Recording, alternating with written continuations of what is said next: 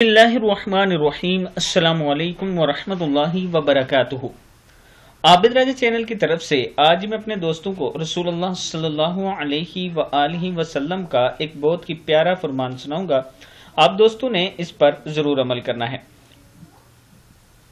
نبی اکرم صلی اللہ علیہ وآلہ وسلم نے ارشاد فرمایا، تم میں سے کوئی شخص مومن نہ ہوگا جب تک کہ تقدیر پر ایمان نہ لائے، اس کی بھلائی پر بھی اور اس کی برائی پر بھی، یہاں تک کہ یہ یقین کر لے کہ جو بات واقعہ ہونے والی ہے وہ اس سے ہٹنے والی نہ تھی، اور جو بات اس سے ہٹنے والی تھی وہ اس پر واقعہ ہونے والی نہ تھی۔ یہ رسول اللہ صلی اللہ علیہ وآلہ وسلم کا فرمان ہے تقدیر کے بارے میں کہ اس پر یقین کرنا چاہیے، ایمان لانا چاہیے۔